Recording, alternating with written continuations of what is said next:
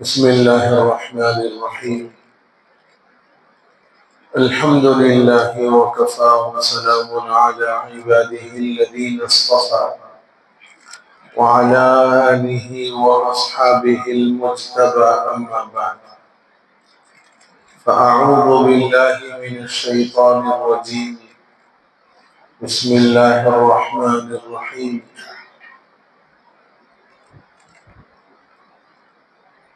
وَإِن تَعُدُّوا نِعْمَةَ اللَّهِ لَا تُحْصُوهَا.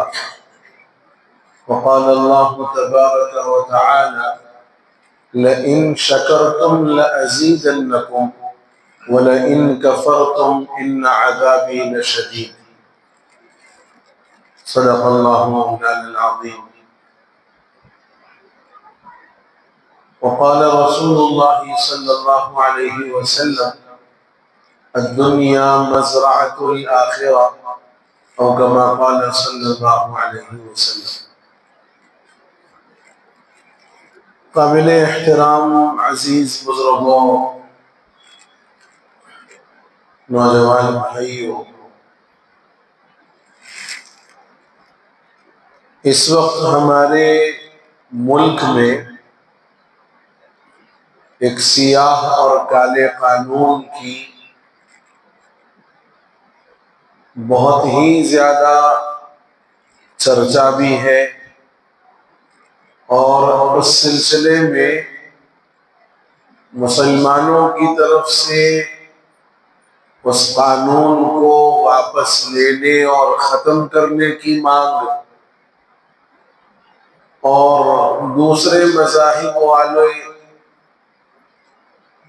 اور جو مسلمان نما کافر ہیں،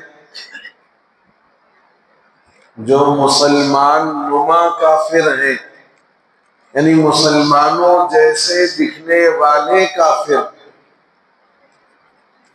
کفار تو بہرحال تائید میں ہے ہی، لیکن مسلمان نما کافر بھی اس کی تائید میں ہے.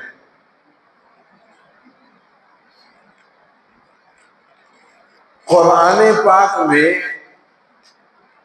اللہ رب العزت نے ایک عمومی حکم بیان فرمایا. اس حکم کے تناظر میں ہم اس مسئلے پر کچھ کام کرنے اور کچھ حل تلاش کرنے کی فکر کرتے ہیں. ایک ارشاد اللہ رب العزت نے یہ فرمایا: وَإِن تَعُدُّوا نِعْمَةَ اللَّهِ لَا تُحْصُوهَا. اگر تم اللہ کی نعمتوں کو گننا چاہو، شمار کرنا چاہو، لا تحصوها، نہ تم گن سکتے ہو نہ شمار کر سکتے. کیوں؟ اس لیے کہ اللہ کی ان گنت نعمتیں ہیں جو ہم روزانہ استعمال کر رہے ہیں.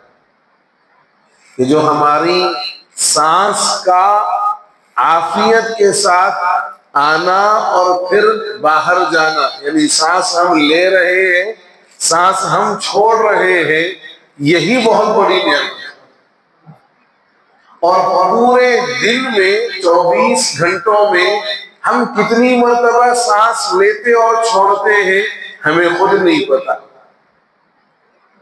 اور جب یہ سانس لینے کے اندر دشواری اور تکلیف ہوتی ہے تو پھر مصنوعی آلے تنفس لگا دیا جاتا ہے.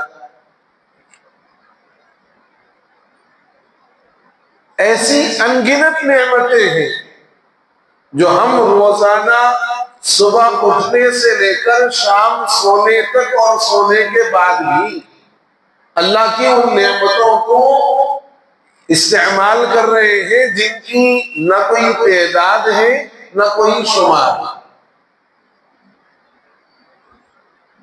یہ آیت کا مفہوم ذہن میں رکھے. اور دوسری آیت جس میں اللہ رب العزت نے ایک عمومی ضابطہ ارشاد فرمایا: لَإِن شَكَرْتُمْ لَأَزِيدَنَّكُمْ، کہ اگر تم نعمت کی شکر گزاری کرو گے نعمت ملنے پر اس نعمت کی قدردانی کرو گے، ہم نعمت بڑھائیں گے، نعمت میں ہم اضافہ کریں گے۔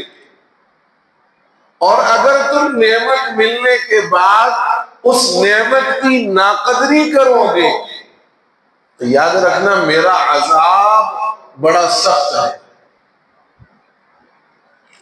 یہ آیت کے جو الفاظ ہیں، ان الفاظ کی اگر گہرائی پر غور کیا جائے اور اس ارشاد کے جو اصل مقصد پر ہم توجہ کریں تو یہ بات سمجھ میں آتی ہے کہ دنیا میں اللہ رب العزت نے ہمیں بے شمار نعمتیں دی ہیں اور دے رہے ہیں، اور یہ اصول بھی بتا دیا کہ دی ہوئی نعمت پر اگر شکر کرو گے، شکر کا مطلب کیا؟ اس دی ہوئی نعمت کا صحیح استعمال، یہ بھی نعمت کا شکرانہ ہے۔ جیسے مال اللہ کی دی ہوئی ایک نعمت، روپیہ پیسہ ہے نہیں، رہے تو آدمی بڑے اطمینان میں، راحت میں، سکون میں محسوس کرتا خود کو، نہیں ہے تو چار جگہ جا کے ہاتھ پھیلانا پڑتا کہ بھائی کچھ ہے تو دو، میرے پاس آئے وقت آپ کو دوں گا۔ اور یہ مانگنا ذلت ہے، مانگنا ذلت ہے۔ مانگو اسی سے جو نہ کہے کسی سے، اور وہ نہ کہنے والی ذات اللہ کی۔ اور یہ بھی کہا کہ مانگو اسی سے جو دے دے خوشی سے، مانگو اسی سے جو دے دے خوشی سے۔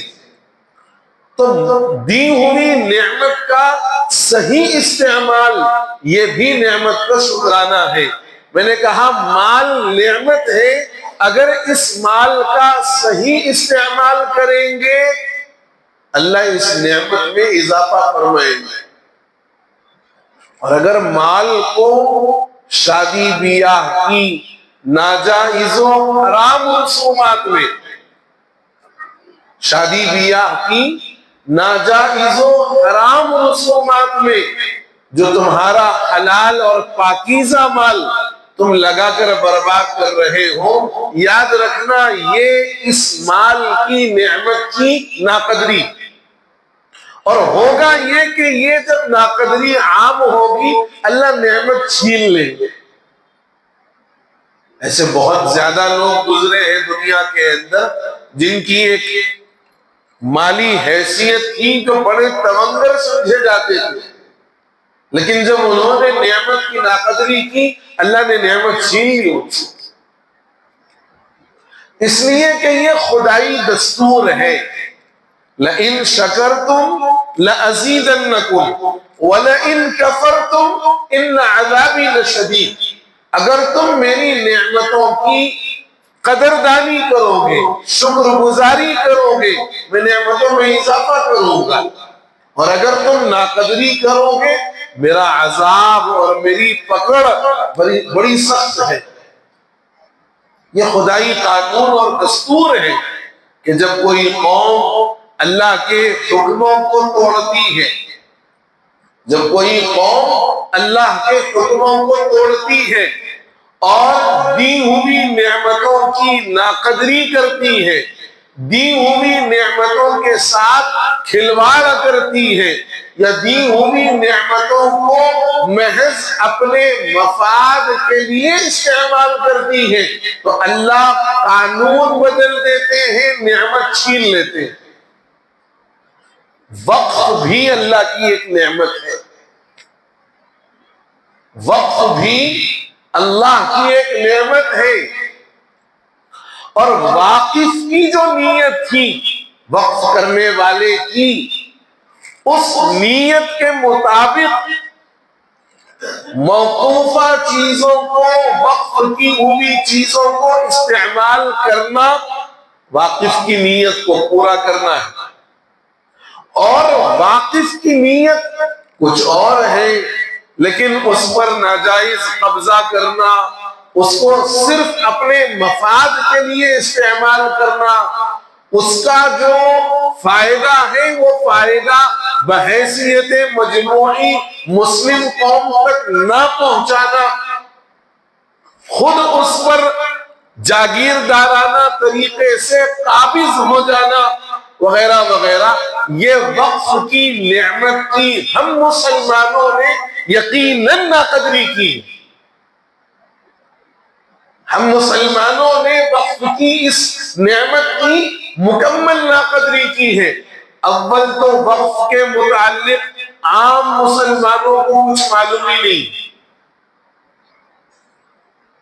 عام مسلمانوں کو وقف کے متعلق کچھ معلوم ہی نہیں ہے، اور جن لوگوں کو وقف کے متعلق معلوم ہے ان لوگوں نے یہ سمجھا ہوا ہے کہ بھئی ہم لوگ جائیں گے تو کام تو کچھ ہوگا نہیں۔ جو سیاسی اثر و رسوخ رکھنے والے ہیں، جو وقف بورڈ کے اندر بیٹھے ہوئے ہیں، وہ جانے، ان کا کام جانے، یہ جو جاننے والے ہیں ان کی یہ نوعیت ہے۔ اور جو سیاسی اثر و رسوخ رکھنے والے سیاسی قدآور رہنما اور لیڈران ہیں، اور جو وقف بورڈ میں بیٹھ کر کام کرنے والے افراد اور ممبران ہیں، الامان والحفیظ،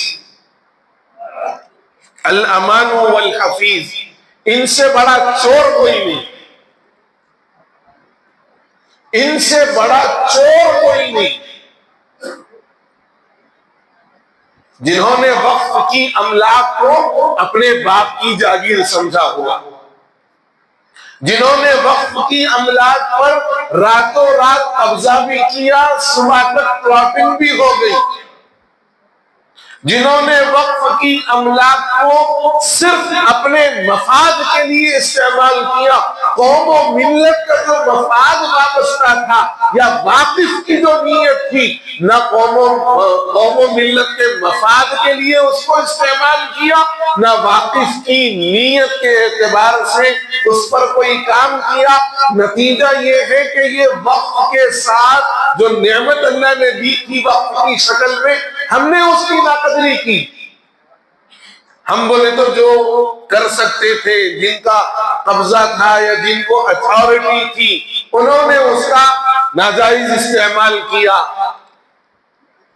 آپ دیکھو، آپ ملے پلی اور شہر کے اور جو وقف کی اراضی ہے، یہ معظم جاہی مارکیٹ، یہ چار مینار، مکہ مسجد، لاڑ بازار، یہ جتنی موقوفہ جو ہے ملگیاں ہیں اور جتنے دکانیں ہیں، شرم آنی چاہیے ہم مسلمانوں کو کہ ہم مسلمان بحیثیت قوم، ہم سے ملت کو کوئی فائدہ پہنچے ہم یہ سوچتے، مگر ہم اتنے زیادہ دنیا پرست ہو گئے اور اتنے زیادہ حریص ہو گئے کہ جو مرگی کا کرایہ 20 تا 25 ہزار، 30 تا 50 ہزار روپے ہونا چاہیے تھا، جس کے نام پر وہ مرگی پہلی مرتبہ رجسٹرڈ ہوئی وقف بورڈ میں، پیڑھی در پیڑھی اسی خاندان میں وہ مرگی چلتی آ رہی ہے، اور اس کا کرایہ اگر آپ سنیں گے تو تعجب ہوگا، 200 سے 250 روپے، 200 سے 250 روپے۔ اور جن صاحب کے نام پر وہ موقوفہ دکان ہے، وہ ان کی پیڑھی در پیڑھی چل رہی ہے، اور وہ وقف بورڈ میں 200 روپے 2000 روپے کرایہ بن رہے، لیکن یہ دوسرے کو کرایہ پر دیے ہیں 25,000 میں۔ شرم سے ہم کو ڈوب مرنا چاہیے۔ ہم وہ قوم ہیں جو خود وقف کی اراضی پر، وقف کی دکانوں پر، وقف کی مالیت پر ہم نے حریصانہ نظریں رکھی ہوئی، ہم نے محض نام لیا میں وقف، باقی ہم کو نہ اس کے مقصد سے کوئی سروکار، نہ ہم کو اس کے ذریعے سے قوم و ملت کے مفاد میں کوئی کام کرنے کی ضرورت۔ ہم نے تو یہ دیکھا، حد یہ ہو گئی، وقف کی اراضی اور دکانوں پر قبضے تو بہرحال ہوتے رہے ہیں، سنتے رہے ہیں، وقف کے قبرستانوں پر بھی قبضے ہو گئے۔ وقف کے قبرستانوں پر بھی قبضے ہو گئے، اور جن لوگوں کی زمینیں اس سے قریب میں تھی انہوں نے 2-4 قبروں کو توڑ کر اپنا مکان بھی بنا لیا۔ تو یہ جو نعمت کی ہم نے ناقدری کی، نہ واقف کی نیت کا اعتبار کیا، نہ واقف کے مقصد وقف کو سمجھا، نہ قوم و ملت کے مفاد اور فائدے کے لیے وقف کے ذریعے سے ہم نے کوئی کام کیا، اور جو اتھارٹیز رکھنے والے ہیں، جو ذمہ دار قسم کے لوگ ہیں، ان سے بڑا چور ہمیں کوئی نظر نہیں آیا۔ اور وقف کی جو املاک ہیں، ان املاک پر ناجائز قبضے اور وقف کی اراضی اور قبرستانوں پر ناجائز قبضے ہم مسلمانوں نے زیادہ کیے۔ اگر حکومت نے کیے ہیں تو آپ اگر غور کر کے دیکھ لو، حکومت نے جتنے پر قبضہ کیا مسلمان بھی اس سے کم و بیش پر قبضہ کیا ہوا ہے۔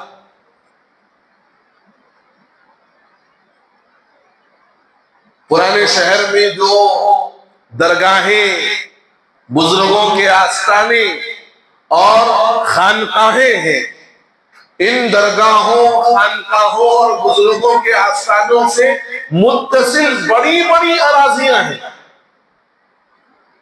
نہیں تھی، بڑی بڑی اراضیاں تھی، زمینیں تھی، انہی لوگوں نے ان اراضی، اور وقف کی اراضی تھی، کسی کے باپ کی جاگیر نہیں، وقف کی اراضی تھی۔ ان وقف کی اراضیوں کو انہی لوگوں نے، جو لوگوں کی عوام الناس کی نگاہوں میں بڑے معتبر، بڑے قد آور اور بڑے دیندار اور بڑے اللہ والے، بڑے متقی سمجھے جانے والے لوگ جا کر جن کے ہاتھوں اور پیروں کو چومتے اور پیر پڑتے، راتوں رات انہوں نے اس وقف کی اراضی کا سودا کیا، راتوں رات بیچا۔ کیا منہ لے کر اللہ کے پاس جائیں گے؟ ایک حدیث ہے، نبی رحمت صلی اللہ علیہ وسلم نے ارشاد فرمایا کہ اگر کوئی آدمی کسی عام آدمی کی، میں کسی کی یا آپ کسی اور کی ایک بالشت زمین ناجائز طور پر، ایک بالشت زمین، ایک بالشت کی بات کر رہا ہوں، اور حدیث کے اندر یہی لفظ ہے، شبرون کا لفظ استعمال کیا ہے، اور عربی جاننے والے یہ جانتے ہیں کہ شبرون بالشت کو کہتے ہیں۔ حدیث میں فرمایا جو آدمی کسی عام انسان کی ایک بالشت زمین ناجائز طور پر قبضہ کر لے، ناجائز طور پر غصب کر لے، چھین لے اس سے،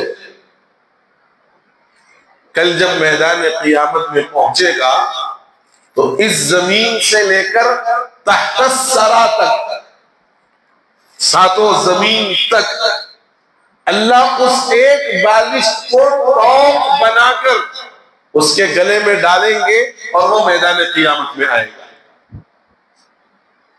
بڑا معمولی لگ رہا ہم کو سننے میں، بڑا معمولی لگ رہا، گھڑی اگر معمول سے زیادہ وزن ہو گئی تو جیب میں بے چینی شروع ہو جاتی ہے،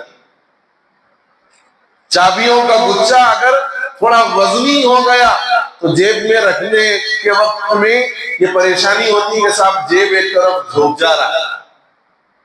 اور وہاں فرمایا جو کسی کی ناجائز طور پر زمین پر ایک بالشت پر قبضہ کر لے، غصب کر لے، چھین لے، یا قبضہ کر کے اس پر کوئی تعمیر کر لے، یہ جو روڈوں پہ نکالتے نا ہم لوگ، سمجھے، مکان بنائے وقت میں بالکنی نکالنی ہے صاحب، وہ گیٹ تھوڑا 3 فٹ آگے لے لیے،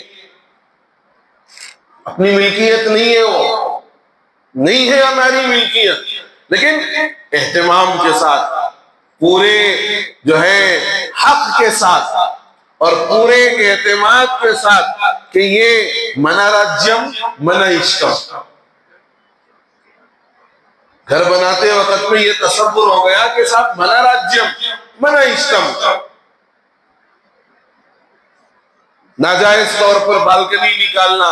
تو میں صرف یہ بتا رہا ہوں کہ کسی کی ایک بالشت زمین پر اگر ناجائز قبضہ کیا جائے، فرمایا اس زمین سے لے کر تحت الثری تک اس زمین کی مقدار کو اس کے گلے میں طوق بنا کر، ہار بنا کر ڈال کر لایا جائے گا. اور وہ ہار شاباشی کا ہار نہیں ہوگا، وہ بدنامی کا ہار ہوگا. وہ ہار کوئی شاباشی کا ہار نہیں ہوگا، وہ ذلت کا ہار ہوگا. اور یہ بتلانے کے لیے کہ یہ وہ آدمی ہے جو لوگوں کی زمین پر ناجائز قبضہ دنیا کے اندر کرتا تھا. یہ تو ایک عام آدمی کی ایک بالشت زمین پر اگر قبضہ ہو تو یہ مسئلہ بیان فرمایا، یہ حکم ارشاد فرمایا. وقف کی جو زمین ہوتی ہے وہ زمین کسی ایک کی ملکیت نہیں ہے. واقف نے جس کی زمین تھی اس نے جو وقف کر دیا، وقف کر دینے کے بعد اب واقف کی بھی اس زمین پر کوئی ملکیت نہیں، کوئی ملکیت نہیں ہے.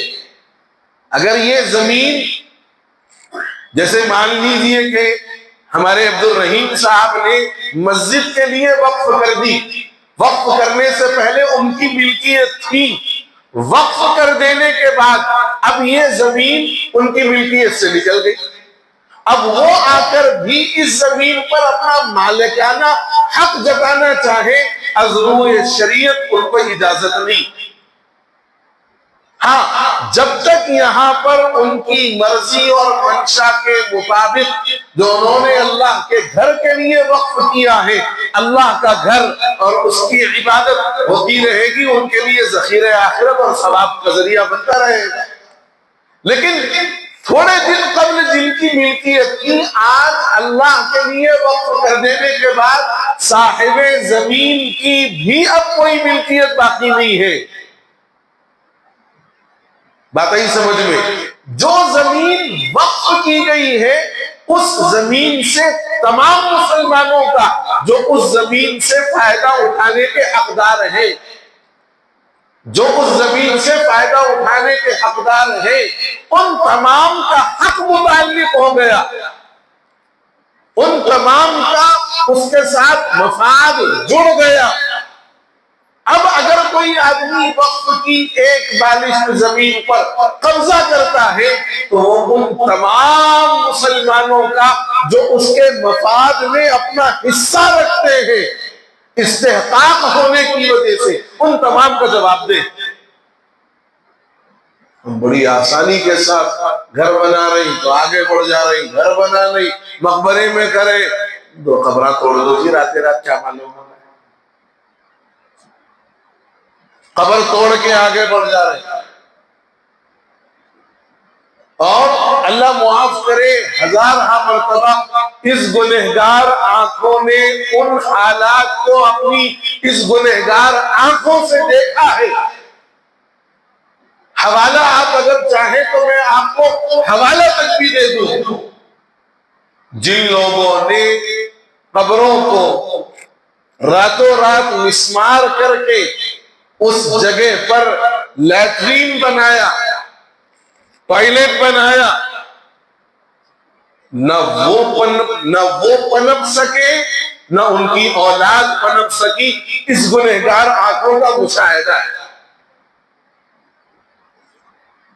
میں آپ سے بڑی سچی بات عرض کر رہا ہوں. حوالہ آپ چاہیں تو دے دوں. جلال کوچے میں ایک مقبرہ ہے، جلال کوچے کا نام سنے معلوم نا؟ جلال کوچے میں پیچھے ماتا کی مندر کے تھوڑا سا آگے جانے کے بعد ایک مقبرہ ہے. اس مقبرے کے اندر راتوں رات کئی لوگوں نے قبریں توڑ دی اور اپنے گھر بنا لیے اور مقبروں کو ٹوائلٹ کی جگہ بنا دیا، واش روم کی جگہ بنا دیا۔ اس گنہگار آنکھوں نے ان کو دیکھا ہے جنہوں نے یہ عمل کیا، نہ وہ پنپ سکے نہ ان کی اولاد پنپ سکی۔ حد یہ ہے کہ ایسے صحت مند ہونے کے باوجود عجیب و غریب قسم کی بیماری میں مبتلا ہوئے اور دنیا سے رخصت ہوئے۔ ہم یہ سمجھ رہے ہیں کس کو معلوم ہونے کا ہے جی؟ بعض قبروں کے اندر اللہ کے ایسے ولی اور اللہ کے ایسے بزرگ موجود ہیں، ہم اندر کی حالت سے ہم واقف نہیں ہیں، لیکن ان بزرگوں کے جلال یا ان بزرگوں کی عظمت کی وجہ سے اللہ رب العزت نے جو سلوک لوگوں نے چند گز زمین کے لیے ان اللہ والوں کی قبروں کے ساتھ کیا ہے، اللہ نے دنیا میں بتا دیا۔ قبریں توڑ رہے راتوں رات، قبضے کر رہے، گھر بنا رہے۔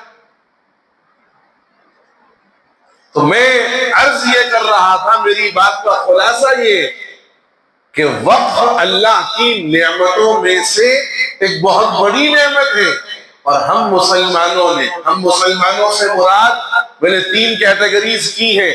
عام مسلمان جس کو معلوم ہی نہیں ہے کہ وقف کس کو بولتے ہیں، کچھ نہیں معلوم ہے وقف کیا ہے، وقف کس کو بولتے، کچھ نہیں معلوم، اس کا تو لین ہے نہ دین ہے۔ لیکن ایک طبقہ مسلمانوں کا وہ ہے جو جانتا ہے وقف کس کو کہتے ہیں، وقف کا مقصد کیا ہوتا ہے، وقف کی پراپرٹیز یا وقف کی آمدنی کا مقصد کیا ہے، سب جانتے ہیں۔ لیکن وہ یہ بولے کہ صاحب ہمارا اس سے کوئی لین ہے نہ دین ہے۔ لیکن تیسرا طبقہ وہ جو چوروں کی ٹولی کا ہے، چاہے وہ سیاسی لیڈران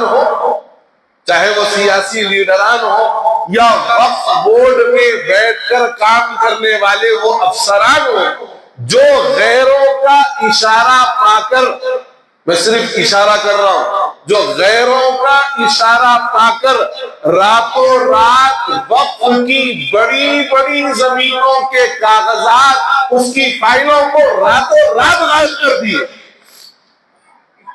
راتوں رات غائب کر دیے۔ اچانک شارٹ سرکٹ ہو گیا، پورے فائلز جل گئے۔ ایسے کئی واقعات ہیں۔ تو یہ وہ چور ہیں، یہ وہ ڈاکو ہیں، اور یہ وہ ملت کے لٹیرے ہیں جن کو اللہ کے پاس کو جواب دینا ہی ہے۔ دنیا کے اندر بھی ان کو اللہ کی طرف سے ایسی پھٹکار اور ایسی لعنت اور ایسی سزا مقدر ہوگی کہ ان کی موت لوگوں کے لیے باعث عبرت بن جائے گی۔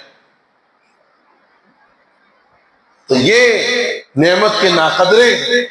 اور یہ جو قانون آیا جہاں مسلم دشمنی، مسلمانوں کے ساتھ تعصب اور مسلمانوں کے جو ہے مذہب پر، ان کے دین پر حملہ کرنا، ان کو اپنے دین سے برگشتہ کرنا، یہ جتنے اور مقاصد ہوں گے اس وقت قانون کے لانے کے پیچھے، یہ بھی بہت بڑا وجہ ہے اور یہ بھی بہت بڑا مقصد ہے کہ ہم نے جو نعمت کی ناقدری کی، اللہ نے اس ناقدری کی سزا دی ہے وقف قانون کی شکل میں۔ ہم نے جو ناقدری کی ہے وقف کی اراضیات، وقف کی جائیدادوں کے ساتھ، اس ناقدری کی سزا کے طور پر اللہ رب العزت نے یہ قانون ہمارے سامنے گویا اس طریقے سے پیش کیا۔ یقیناً یہ مسلم دشمن طاقتوں کی ایک بہت بڑی چال ہے، ان کا بہت بڑا مقصد ہے مسلمانوں کے خلاف کارروائی کرنا، مسلمانوں کو پریشان کرنا۔ یہ سب ہوگا اپنی جگہ پر، لیکن ایک وجہ اس کے اندر یہ بھی لازم ہے کہ یہ ہماری اس ناقدری کی سزا ہے جو اللہ نے ہمیں دنیا کے اندر دی ہے۔ اب بھی وقت ہے مسلمان، اب بھی وقت ہے کہ ہم اول تو جو وقف کی اراضی ہے اس کا تحفظ کریں۔ جو مساجد ہے اور جو مساجد غیر آباد ہیں، جو مساجد غیر آباد ہیں، ان کو آباد کرنے کی فکر کریں اور اس کے اطراف میں اس کی حصار بندی کر لی جائے، اس کی حصار بندی کر لی جائے، اور جہاں کہیں مساجد کے علاوہ دوسری وقت کی اراضی ہے اس کی حفاظت کو اپنا دینی اور ملی فریضہ سمجھے۔ صاحب ہاٹ کیک مل گیا، کھانے سے مطلب ہے، باقی دیکھیں گے جو ہوگا۔ یہ اگر ہماری سوچ ہے تو پھر یاد رکھو یہ دور بھی ڈیجیٹل ہے، یہ دور بھی ڈیجیٹل ہے۔ جیسا گوگل پے اور فون پے خالی بٹنا دبائے تو ٹنگ بول کے میسج آ رہا آپ کو، your account is credit, your account is debited. ویسی اللہ کی طرف سے ڈیجیٹل سزائیں بھی ملیں گی پھر، اور ایسی سزائیں کہ دماغ اور ہوش ٹھکانے پر آ جائیں گے۔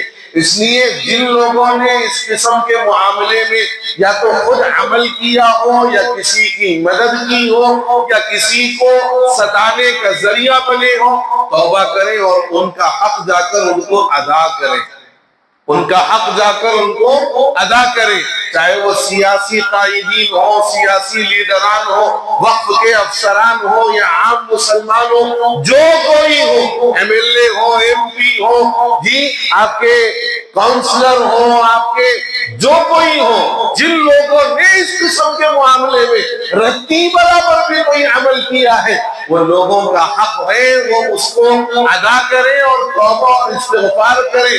اور دوسری چیز ہمارے بڑوں اور اکابر کی طرف سے جو ہدایات ہیں، چاہے وہ احتجاج کی ہو چاہے وہ ریالی کی ہو، اس میں یقیناً اپنی شرکت کو لازمی طور پر پختہ بنانے کی فکر کریں۔ چنانچہ آپ کے علم میں ہے کہ کل ہمارے شہر کا ایک بڑا ہی مرکزی احتجاج دارالسلام کے اندر منعقد ہوگا۔ مسلم پرسنل لا بورڈ کے ذریعے سے ہماری اور پوری امت کی یہ ذمہ داری ہے کہ اس احتجاجی جلسے میں اپنی شرکت کو یقینی بنائیں اور فکر کریں۔ جیسے دعوت میں جاتے وقت ایک کی آئی تو 4 کو ڈال کے ہم جاتے، یہاں جانا ہے تو ایک نہیں 8 کی ایک ٹولی بنا کر کے اور ایک گروپ بنا کر کے پرامن طریقے سے۔ اور یہ یاد رکھو آپ کے شبھ چنتک نظر آنے والے بعض جو ہے لوگ یعنی بھیڑیے کی شکل میں لومڑی بن کر کے آپ کے پاس آئیں گے اور آپ کو بولیں گے آپ ایسے نعرے لگاؤ، آپ ویسے نعرے لگاؤ۔ کوئی کام ہم کو ایسا نہیں کرنا ہے جو ہمیں قانونی گرفت اور قانونی شکنجے میں کسنے والا ہو۔ بڑوں کی جو ہدایات ہیں ان ہدایات کے مطابق عمل کریں اور کل کے اس احتجاج کو کامیاب بنانے کی مکمل کوشش کریں۔ اللہ مجھے آپ کو وقف کے ہر قسم کے خیانت کرنے سے اللہ میری آپ کی اور امت کے ایک ایک فرد کی اللہ مکمل حفاظت فرمائے، بلکہ وقف کا تحفظ کرنے والا، وقف کو بچانے والا اور اس قانون کو ختم ہونے تک اس کے لیے جد و جہد کرنے والا اللہ مجھے آپ کو اور ہر مسلمان کو ایسا بنا دے۔ آمین یا رب العالمین۔ وآخر دعوانا ان الحمد للہ رب العالمین۔